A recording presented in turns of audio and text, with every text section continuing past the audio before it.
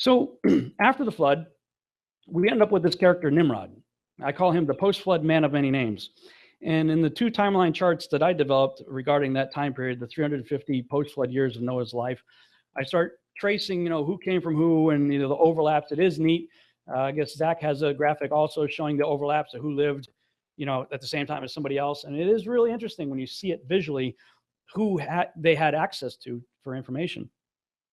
And after I did this timeline chart right here, I wanted to unpack that a little bit more. And I made this one because I realized there are two characters that show up about the same time. Nimrod shows up first, and then Abraham as Abram. And they are big time rivals. I mean, this is where it really, L.A. Marzulli has a book called The Cosmic Chess Match. And the idea behind the book is basically, God makes a move, the devil makes a move. This whole move and counter move kind of cosmic chess match taking place. And I thought that was a brilliant way of illustrating it, this whole idea of a cosmic chess match. These are the two main players on the board, as far as I'm concerned, Nimrod and Abraham. And of course, you have the Tower of Babel. Nimrod creates the Tower of Babel, and we see in Genesis 11 that the whole earth was of one language. They're all gathered together in the plains of Shinar, and they're building this thing. And it says in King James, "Let us build a city and a tower whose top may reach unto heaven. And let us make us a name, lest we be scattered abroad upon the face of the whole earth." And it says that God comes down there, he checks out what they're doing. He gets upset about it, and he makes a statement. He says, "Nothing will be restrained from that which they have imagined to do." That's an extraordinary statement. He's not just saying, "Oh no, they know how to build buildings. That's scary." If you get into what they had actually imagined to do, and we will in a second here, you can understand why God did what he did. Now, part of what they intended to do was kill God, which I don't believe is possible. Not possible to kill God, but the other things that they intended to do, his statement right there seems to imply that it was at least theoretically possible for them to do so. Now, if you've listened to any of my previous teachings prior to about 2.5 years ago, regarding the Tower of Babel, I always said it was not about height. Right? I said, if it was really about height, if you're trying to build a tall tower to get into, and start on a mountain or something, you don't build it in the plains. I mean, that'd be stupid, right? So therefore, it must be a Stargate, right? They're trying to rend the veil. They're creating a Stargate so they can go from this realm and go through the Stargate and get into heaven. And there are a lot of people out there still teaching that. I taught it and was pretty passionate about it. And then it's just like this. Walking in Torah, before we should have BT before Christ, but before Torah, BT, right? In my BT life, there's so many things that we read right past, read right over. I even underlined and annotated stuff and didn't get it. And then, after Torah, I look at it and go, wow, how did I miss that? Well, I mean, it's the same thing with some of this other stuff that I'm looking at here. And I've even published the book. I got Jubilees back there and some of these other ones, and I look in these things for more detail about the Tower of Babel and see things like this. And they built it 43 years they were building it. And it also says there's about 600,000 men at the time. So there's a pretty decent population. Its breadth was 203 bricks, and the height of a brick was a third of one. Its height amounted to 5,433 cubits and 2 palms. The extent of one wall was 13 stades, and of the other 30 in Jubilees 10:21. Note, 5,433 cubits equals 8,150 feet. Another guy I stumbled across, his research, Alfred Edersheim, wrote a book, Bible History, Old Testament, chapter 8. He says, "Of the magnificence of Babel, the capital of the empire of Nimrod, the mighty hunter, it is difficult to convey an adequate conception without entering into details foreign to our purpose. But some idea of it may be formed from its extent, which according to the lowest computation covered no less than 100 square miles." We're talking the base of the tower. While the highest computation would make it over 200 square miles. Well, now all of a sudden I'm going, well, no wonder they built it in the plains of Shinar. They needed a big enough space to build a base for a building that big. That's one huge structure. Joshua even goes so far to tell you that it took a year to get to the top of the thing. And they were building, making the bricks and stuff like that. And if a brick fell, man, everybody was upset. They would mourn the brick. But if a dude a guy fell down, nobody cared. Because it was a big labor that they were going through there. And it says in the Joshua account, they imagined in their hearts to war against him and to ascend into heaven. Goes into greater detail and says all these people and all their families divided themselves into 3 parts. The first said, we will ascend to heaven and fight against him. The second said, we will ascend to heaven and place our own gods there and serve them. And the third part said, we will ascend to heaven and smite him with bows and spears. And God knew their works and all their evil thoughts, and he saw the city and the tower which they were building. And then it goes on to say how he was upset about it and confounds their language. So their plan was, they had 3 camps to get in there and take out the angels, take out the throne room, get rid of God and set up their own gods, and presumably Nimrod to be king of the everything. So we pick up in Genesis, right? He confounds the languages. Now, if you look through lots of ancient Hebrew literature, you'll see that they believe that there were 70 different languages that came out of the Tower of Babel, 70 different nations. I believe Hebrew was the original language, the language of God, and I believe through Abraham, the language of Hebrew was retained. And then you got 69 other people groups speaking 69 other languages. And in the cosmic chess match scenario, I see sort of like this vision of God saying to Satan, okay, you want to take me on? Fine. I'll give you 69. I'll take 1. Give it your best shot. And then you have all these people going off with different languages, 69 different languages, talking about the same guy who was their former leader. But now his character becomes known by a number of different names through different cultures. These are just a few. Gilgamesh, Baal, Melkart, Adonis, Dumuzi, Dionysus, Bacchus, Mithra, Orion, Apollo, Tammuz, Osiris. And when you study these characters, and there are others out there, and I got to give credit where credit is due. Peter Goodgame was the first person that I read to put a lot of these parallels together and showing the synchronicities and stuff. And that's what's got me started down the path. Once I went down that path, you start seeing characteristics of these gods, and many of them are almost identical. And you start saying, well, they're too similar to not be the same, and even in the way they're depicted often. So these are just a few that I tend to focus on. And I believe this helps us to identify the beast. Now, this, thus saith the Lord, this is thus thinketh Rob, looking at the text. Because I believe the scriptures tell us everything we need to know. Amos 3:7, God says, I'm not going to do anything except to tell the prophets first what I'm going to do.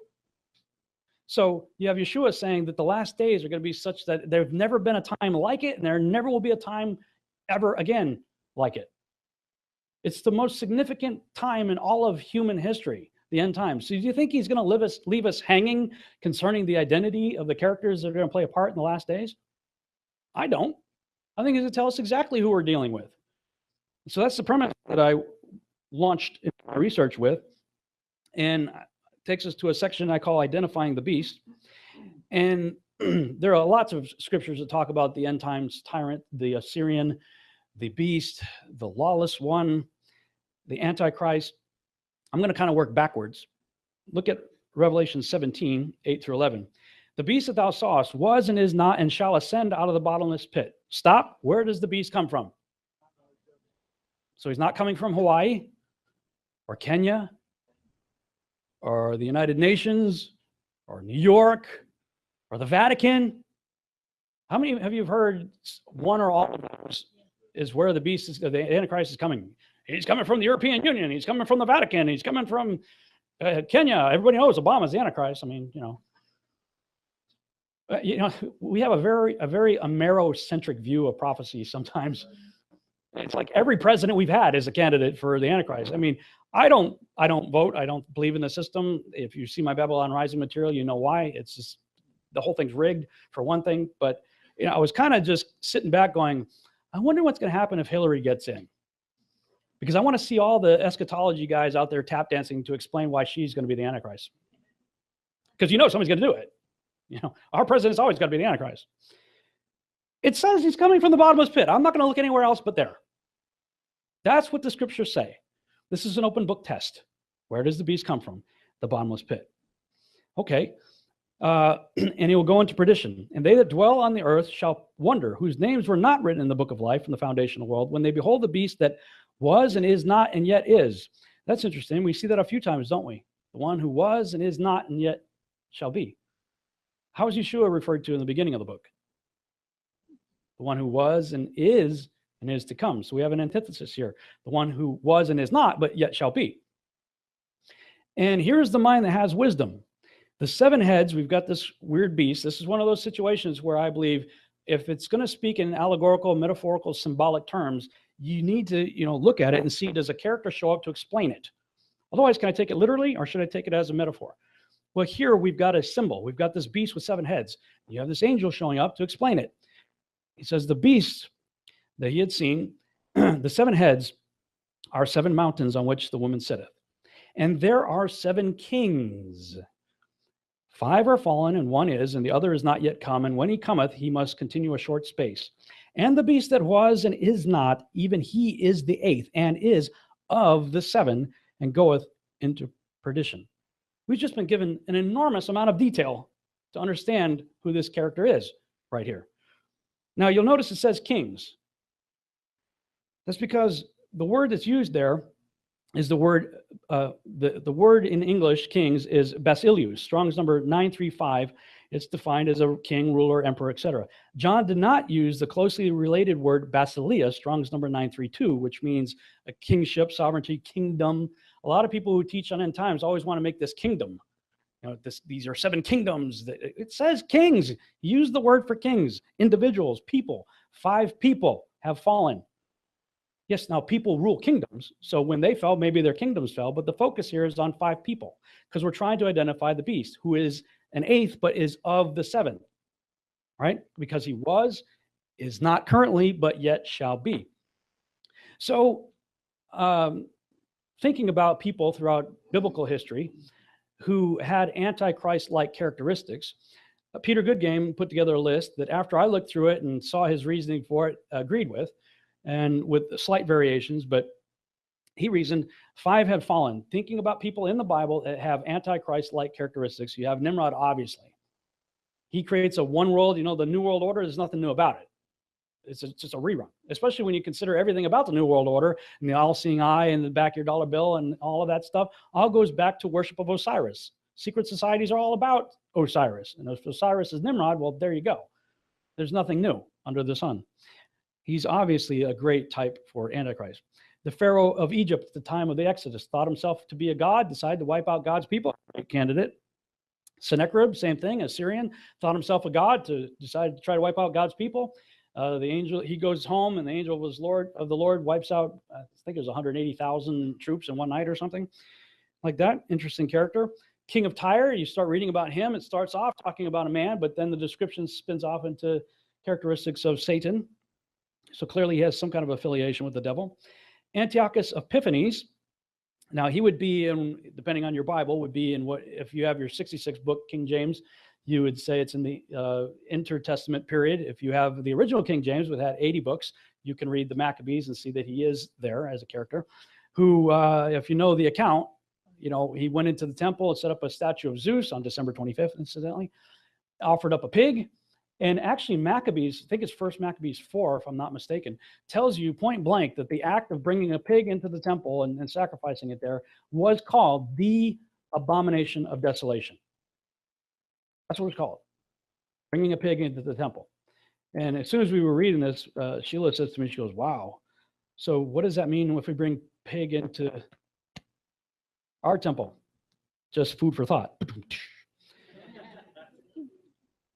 Alexander the Great is another interesting character that I could consider as an alternative to number 5. You look at his life and what he did. He's the he-goat in the book of Daniel. And it says that he has a little horn between his eyes. And the little horn is the first king. I'm going, well, what's the first king? It was not the first king of Greece or anything else at that time. If it's representing the first king that we have any record of, biblically speaking, is Nimrod. So it seemed that he had done whatever he did in the similar rebellious fashion as Nimrod, to me anyway. The one that now is, at the time of John, that depends on when you think is, as Bill Clinton would say. What's the definition of is? Really, dude? That depends on when you think John wrote the book of Revelation. Some people believe that he wrote it before the destruction of the temple.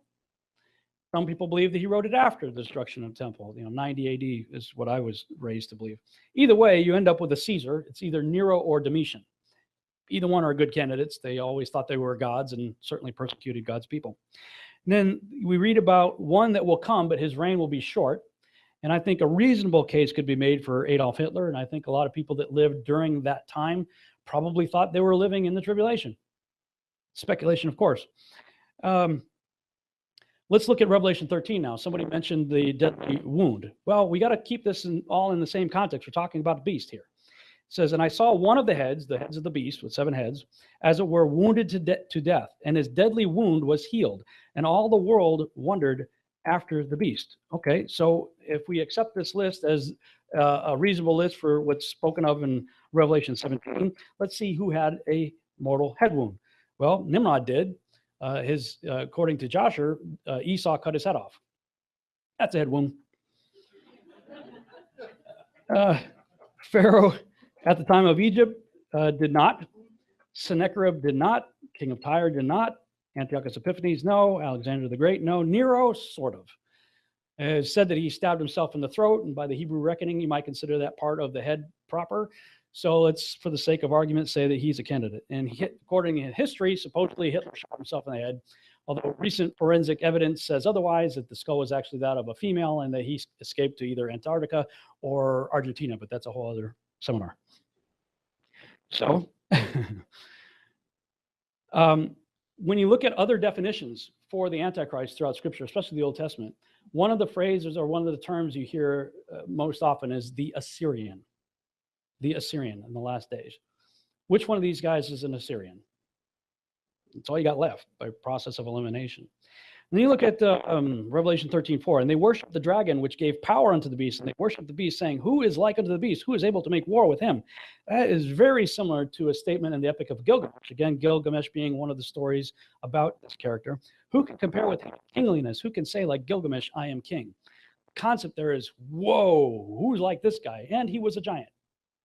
In fact, if you go back to the narrative in Genesis chapter 9, is it 9 or 10? 9 or 10, I think it's 10, when it's talking about, 10, the Table of Nations, and talking about Nimrod. It says that Nimrod began to be a mighty one in the earth. That's what you get in King James.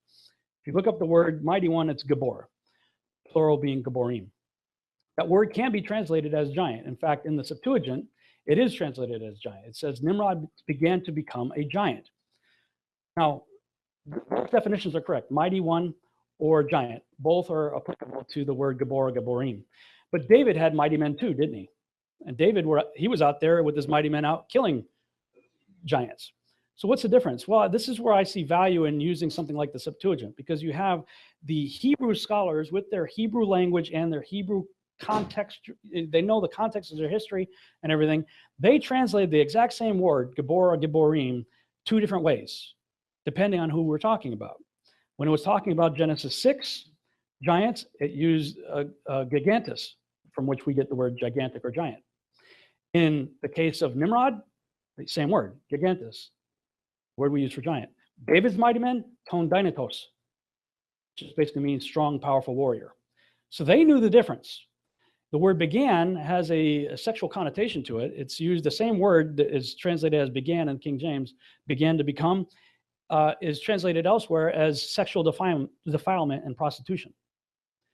So looking at the text, it appears that through some sort of sexual ritual, I would say, he defiled himself, and it changed him in such a way that he began to become a giant. That's in the canonized text. When you look in the other texts, you see these characters are also giants, like Gilgamesh. So let's go with that premise. Let's compare Nimrod with Yeshua. Well, we know that Yeshua is the Son of God, right? And he was also manifest as flesh, as man, right? Gilgamesh was said to be 1/3 man and 2/3 God, 1/3 being 33.33%, and 2/3 being what? 6, okay, just checking. All right. As Osiris, he was known as the King of Kings and Lord of Lords. That's a familiar title. As Osiris, Mithra, Tammuz, etc., his symbol was a cross. In the Egyptian, it'd be the Ankh, which the hoop in the Ankh represents resurrection. Interesting.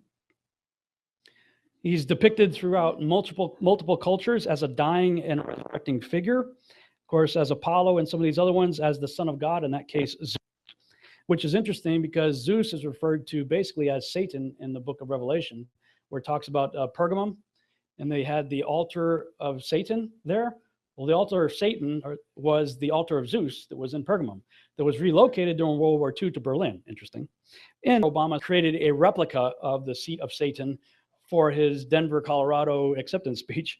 That's when everybody's like, he's the Antichrist, he's the Antichrist. Like, no. For some reason, I just have a hard time accepting the fact that the Antichrist needs a teleprompter to address the sixth graders. Not that impressed. Who is like that? Who can make war with that? Yeah, it's not working for me. Rules from elsewhere. Of course, we have Yahuwah in heaven and Osiris as the god of the dead ruling from the underworld in Hades. Then we have the Antichrist mentioned by name in Revelation chapter 9. Where does the beast come from? Open book test, right? We saw that, the bottomless pit. Beast comes from the bottomless pit. When is the bottomless pit opened? At the fifth trumpet, Revelation chapter 9. And they had a king over them, which is the angel of the bottomless pit, or messenger, whose name in the Hebrew tongue is Abaddon, and in the Greek hath his tongue Apollyon. Apollyon is just a derivative spelling of Apollo. Scripture just told you who the Antichrist is by name. Where he comes from, everything. Apollo. It's Apollo. Revelation 9:11. 9:11, interesting also. His number is 666. Well, we talked about his being 1/3 man. Man is a carbon-based organism, so it is the number of a man, right? 666. Well, man, just by default, by the carbon molecule anyway, would be 666. 6 protons, 6 electrons, 6 neutrons. 2/3 God, 66.6%. This individual is known throughout the world by the depiction of an obelisk. I'm not going to get too graphic about why that is. Read the Osiris myth, you'll understand that. Essentially, it's a big phallic symbol. We have the largest phallic symbol in the world, set up in Washington, D.C., as a big middle finger sticking up to God. It just so happens to be 6,666 inches tall by 666 inches wide. Probably just a coincidence, I'm sure. Speaking of coincidences, we also have another interesting one here. The spinning globe 666 and the strong delusion. Who sends the strong delusion? God does. Why? Go to 2 Thessalonians chapter 2. The coming of the lawless one, the beast, the Antichrist, will be, and it's interesting that he's called the lawless one too, isn't it? Sheila's always like, if we're not supposed to be keeping the Torah, why does God make a big deal out of a lawless one? And all of our holidays, quote unquote, beast feasts, go back to this guy. December 25th, dying and resurrecting sun god of antiquity, all that stuff goes back to this guy. The lawless one. The people who are doing the Christmas and Easter, Xmas and Ishtar Day, are the same people typically that are arguing against what we're talking about here this weekend. Well, that all goes back to the lawless one. The coming of the lawless one will be accompanied by the power of Satan.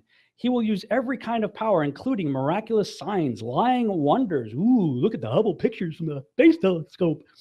And every type of evil to deceive those who are dying, those who refuse to love the truth that would save them. For this reason, for the reason of people not wanting to believe the truth, it says God will send them a powerful delusion so that they will believe the lie. Then all who have not believed the truth but have taken pleasure in unrighteousness will be condemned. So much of the globe model, and I'm going to show you this to you in a minute, points to the number 666 over and over and over again. This is about the lawless one, whose number is 666. Lots of signs and lying wonders, I believe, come from NASA on a regular basis. But by way of review, let's just go back and see what the scriptures have to say. And since I'm the village idiot, I'll let Dr. Michael Heiser start this off. Proverbs 8, when he established the heavens, I was there when he drew a circle on the face of the deep.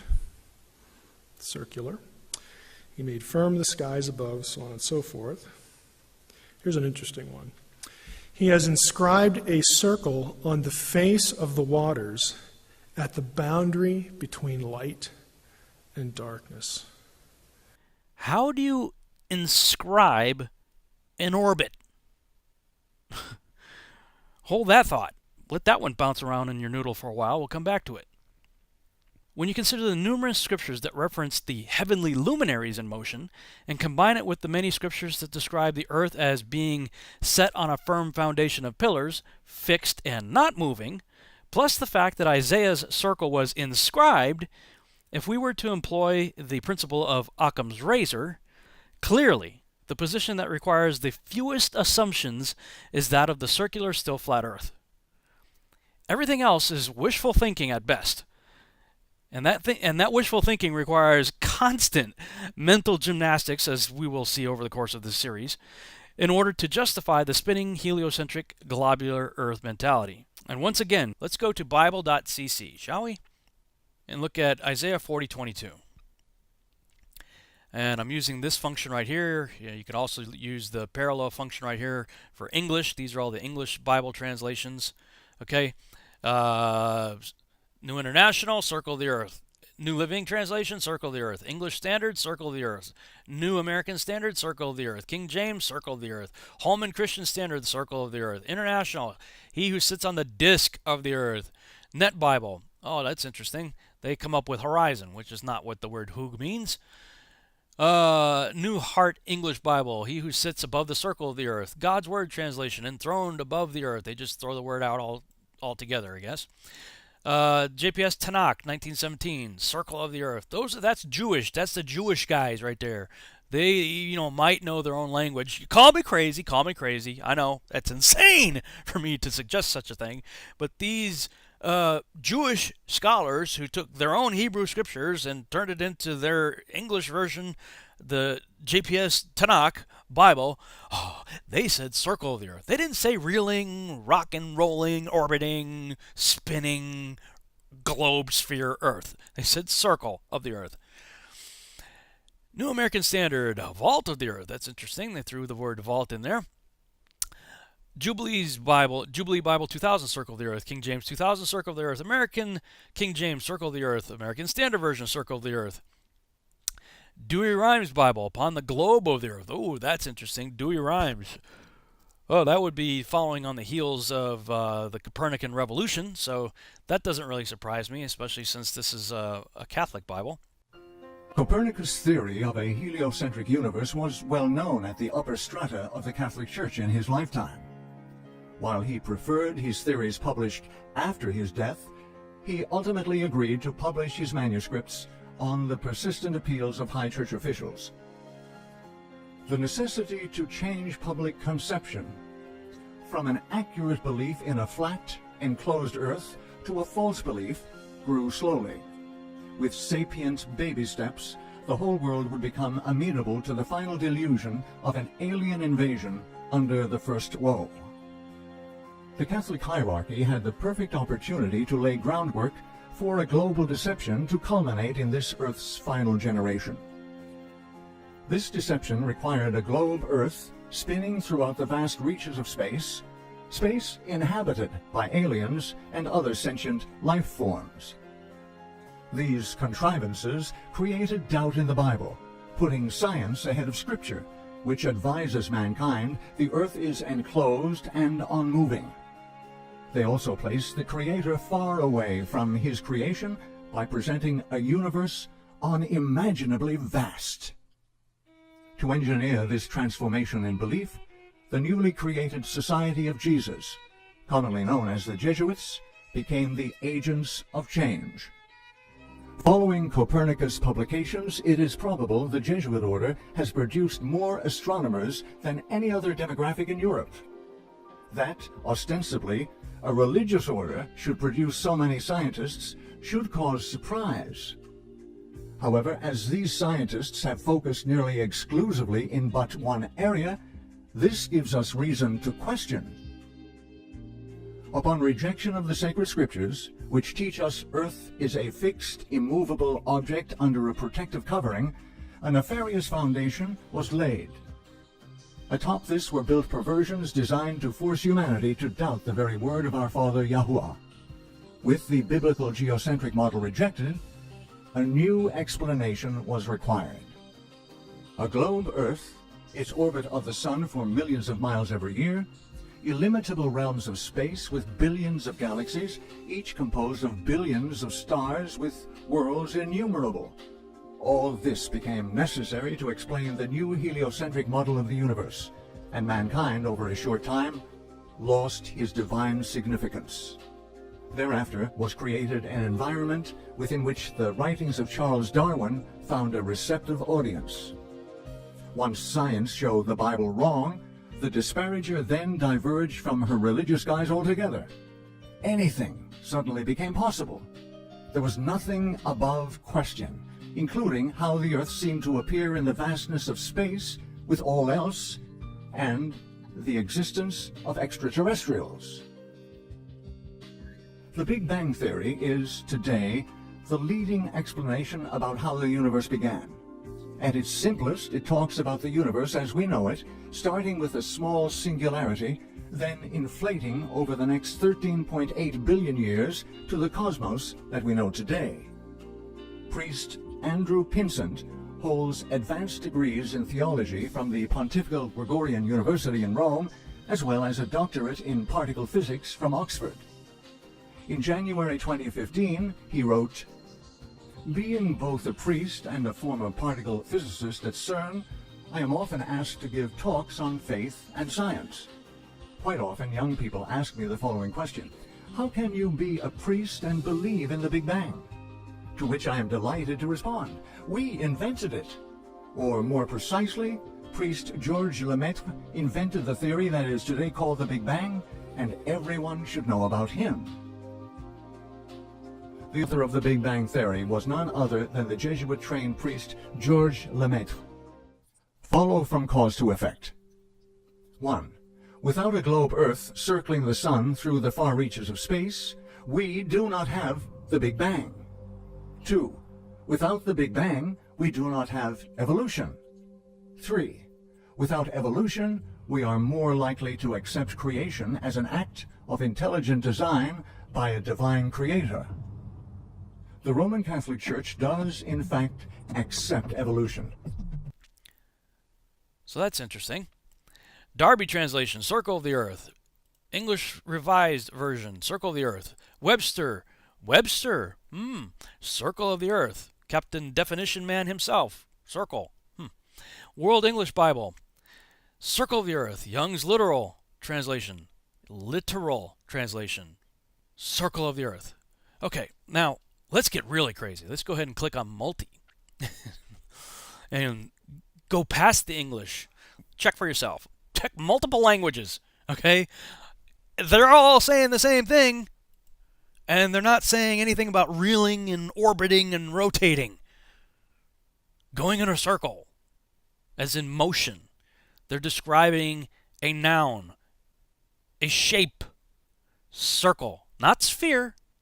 None of these guys, except for Dewey Rhymes, came up with anything even remotely indicating a sphere here. Not one of them gave us any indication that Isaiah meant to say that the earth is spherical or revolving, reeling, orbiting, or in any other form of movement. Rather, they all indicated the simple, straightforward, circular nature of our world in the mind of the Holy Spirit-inspired authors of Scripture. Period.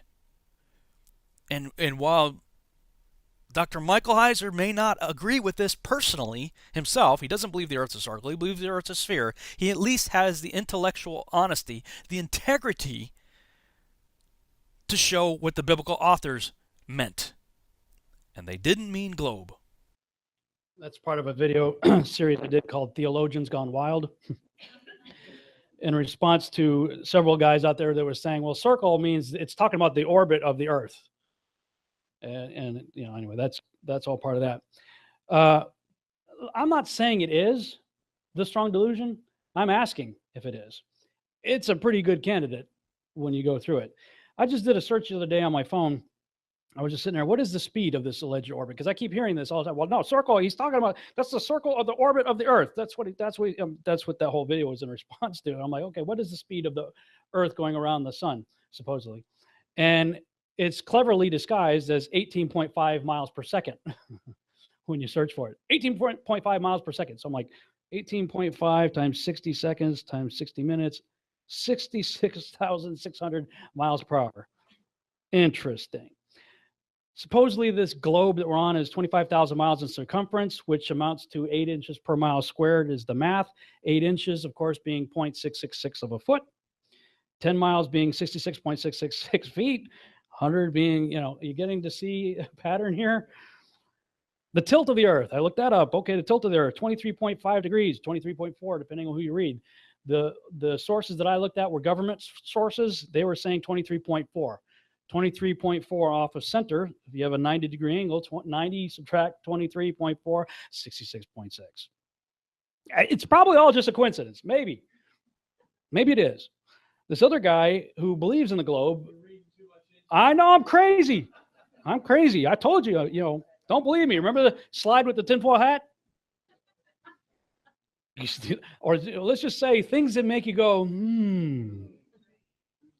This other guy who believes in the globe, it created this graphic, and I saw it on his website, godtype.com, and he was saying all of these distances in nautical miles from various points of on Antarctica to the Jerusalem, to the Vatican obelisk, to Washington, are 6,660 nautical miles.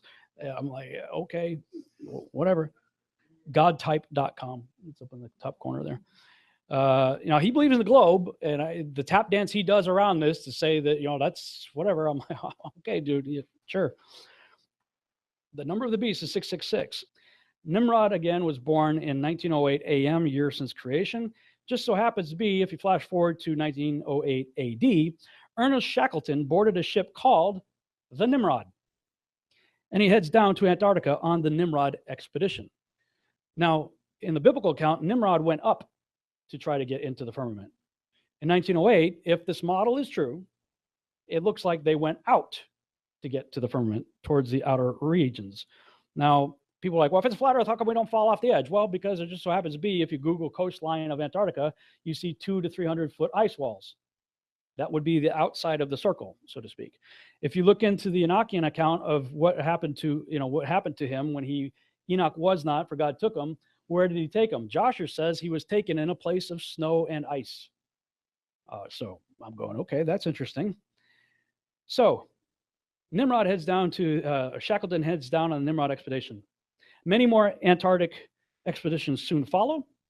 In 1931, a guy named Auguste Piccard, who was a scientist, shoots himself up into the stratosphere. He got to nearly 52,000 feet, first guy to get that high, in a metal ball hanging from a balloon, and comes back describing, for Popular Science magazine no less, the Earth as a flat disk with upturned edges. That was his description of what he saw. During World War II, the Nazis become obsessed with the occult and Antarctica. Just look into the Nazis and what they were doing down there. After World War II, the rest of the world suddenly becomes obsessed with Antarctica as well. Is the stage being set for the return of the beast? I'm going to conclude with this. I talked about the return of the Watchers that were judged, bound, and buried for 70 generations. Is it just a coincidence that what happened in the 20th century? The return of the Nephilim, is it just a coincidence that we're seeing the hybridization taking place? Well, what about the return of the beast? We're expecting the return of Christ. I believe that there's going to be a return of Antichrist as well. If you remember the names that I had up there, Osiris being one of the references to Nimrod, one of the names he became known by. Well, the tomb of Osiris was found in 1999. Dr. Zahi Hawass said, I have found a shaft going 29 meters vertically down into the ground, exactly halfway between the Chevron pyramid and the Sphinx. At the bottom, which was filled with water, we have found a burial chamber with 4 pillars. In the middle is a large granite sarcophagus, which I expect to be the grave of Osiris, the god. I've been digging in Egypt's sand for more than 30 years, and up to date, this is the most exciting discovery I have made. This is what they found when they looked at it. This is an artist rendering of it. The red star is the location between the pyramid and the Sphinx. And then you came down into a large chamber, went down again, came down to an area that had 7 sarcophagus things, and another tunnel that went down even further, actually 6, with a 7th one going down. And then you have the artist depiction on the right there of what they found. Now, the sarcophagus was open. They did find a body inside of it. Everybody that looked at it and studied it did not believe that it was Osiris, but they were thinking that this may be what we might consider to be a resurrection chamber. And so what it appears is that somebody, maybe with the hopes of being resurrected, was loaded into this thing and it didn't work. But it's a very interesting find. You can look that up, study that for yourself. And in 2003, April 2003, coincidentally 1 month before we set up the military occupation phase in Iraq, and the first thing our troops did was raid the Museum of Iraq, and 170,000 items were reported stolen. Of those, most of them were returned. The ones that were not returned were about 3,000 items that all dealt with resurrection and the afterlife. Probably just a coincidence. That's right after they found the tomb of Gilgamesh. And if the stories are to be believed, the body was found, believed to be Gilgamesh, incredibly well preserved, and the primary objective was to extract DNA. So then we get to a warning from Yeshua in Matthew 24. He says, if any man say unto you, lo, here is Christ, or there, believe it not. For there shall arise false Christs and false prophets, and shall shew great signs and wonders, insomuch that if it were possible, they shall deceive the very elect. He says, behold, I have told you before. That's King James. Other translations make it sound like, hey, listen up. I'm about to tell you something. Remember what I've told you before? Think about it. If they shall say unto you, behold, he is in the desert. The body of Gilgamesh was pulled out of the desert in 2003. Go not forth. Behold, he's in the secret chambers. The secret chamber of Osiris was found in 1999. Believe it not. For as the lightning cometh out of the east and shineth even unto the west, so shall also the coming of the Son of Man be. That's what we should be looking for. Those are the real signs. Any other signs pointing to a Christ, forget about it. This is what you need to pay attention to. And then he says, for wheresoever the carcass is, there will the eagles be gathered together. And I think Steve said, rightly so, there are many different ways people have looked at these passages. Lots of different interpretations. Here's one of mine. When you look into what the occult believes, and again, the Freemasons and the Illuminati and all the secret societies and stuff, the rituals are all revolved around a dying and resurrecting character. Many cases directly associated with Osiris. And Manly P. Hall is one of the most prolific writers of Freemasonry, said, whenever you see an eagle with a point on the back of its head, it's not really an eagle. It's a stylized, conventionalized phoenix. The phoenix is the Benu. It's the dying and resurrecting soul bird of Osiris in the mythology. So I'm at the train station in Washington, D.C., and if you go there and you look up, you'll see the whole top of the train station is lined with pagan gods. There's one that I didn't put in here, but on the left side, the quote sounds like, it sounds like a biblical thing. It says, behold, I put all things under his feet. But it's a Zeus. That's not what my scriptures say, but you look at the stuff, and that's on the left. When you go to the right, you see this right here. You see two pointy-headed eagles facing in opposite directions, and it says, between them, let all the ends thou aimst at be, thy countries, thy gods, and truths be noble, and the nobleness that lies in other men, sleeping but never dead, will rise in majesty to meet thine own. What is that all about? Well, I got two phoenix eagles right there. I was thinking about my time in the military. When I was in the Army, I was covered from head to toe with eagles. Eagles on our buttons, eagles on our patches, eagles on our shoes. Like eagles are everywhere, the American eagle. But, Manly P. Hall says there's another meaning behind that. And so while we were looking at all this stuff, there was something that I wanted to see, and I didn't know where it was. And we're driving down the road, and I looked between two buildings, and I saw two eagles perched atop pillars, one on each pillar, through this aisleway. I said, I don't know what that is, but let's go check it out. So I go down there, and this is what we find. A statue, this is in the National Harbor in Washington, D.C. A statue of a bearded god coming up out of the National Harbor. And the name of the statue is called The Awakening, which is right underneath the statue of two eagles looking down on it. I don't know, but this stuff is out there. And you got people, again, like Manly P. Hall saying, the dying God shall rise again. The secret room in the house of the hidden places shall be rediscovered. The pyramid, again, shall stand as the ideal emblem of solidarity, inspiration, aspiration, resurrection, and regeneration. This is in The Secret Teaching of All Ages, Manly P. Hall, page 44. We need to know our enemy. I showed a lot of stuff. I'm sorry it went long. I'm hoping that I'm equipping you with at least some things to go look into for yourselves. Because if we're to declare the end from the beginning, then I believe everything we need to know about the last days is given from us in the beginning days. If we want to have any understanding of Revelation, we got to go back to Genesis and work our way forward from there. Thank you. Thanks so much for watching. I hope you enjoyed this video presentation. If you did, please subscribe to my YouTube channel, like the video, and share it on your favorite social media sites. There's a lot more to come, so stay tuned and we'll see you back next time.